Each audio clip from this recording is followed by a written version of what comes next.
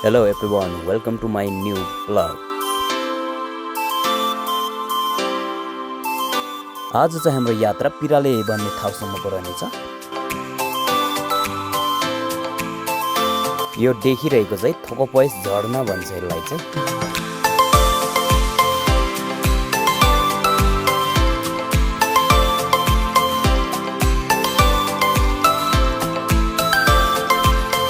तपाईहरुले देख्न सक्नुहुन्छ यहाँ चाहिँ एउटा यस्तो राम्रो सुन्दर झरना छ। म एकछिनमा देखाउँछु तपाईहरुलाई।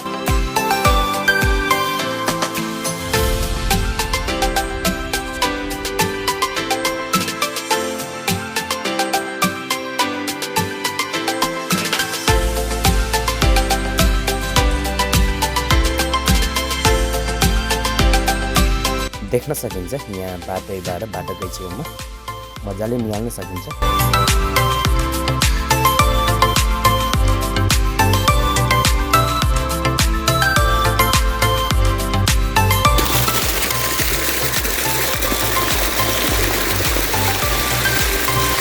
अनि यहाँ चाहिँ सानाम जाने बाटो र तल पिराले जाने बाटो छुट्छ। यहाँ चाहिँ बाटै बढी लतरम्म पलेको रहेछ यसको भेरी।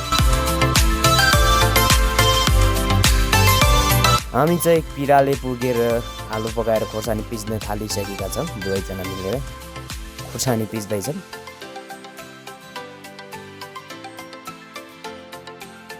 आलु पनि ठ्याक्कै पाकिसकेको छ। अब अघि पिसेको खोर्सानीसँग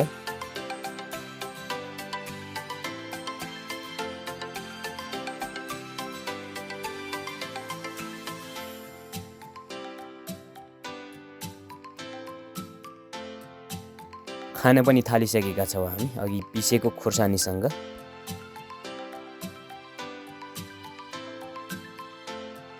अब चाहिँ आलु खन्ने बारीमा पसिसकेका छौँ हामी। खन्न पनि थालिसकेका छौँ। पानी परेर बिजोग छ फेरि।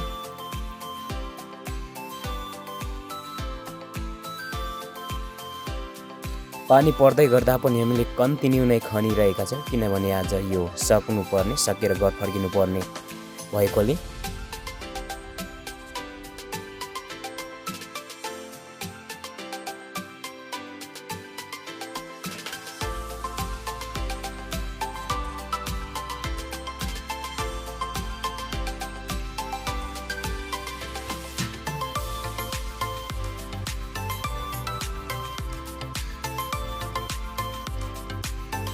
आलु खनिसकेपछि चाहिँ हामी तल घरमा गएर फेरि चाउचाउ पकाएर खाएका छौँ। सानो यो प्लेटहरू नभएर हामीले चाहिँ सानो यो सस्पेनमै पकाएर दुवैजनाले यसमै खाएका छौँ। दिनभरि पानीमा भिजेकोले म पनि खानै नपाएको जसरी खान थालिसकेको छु।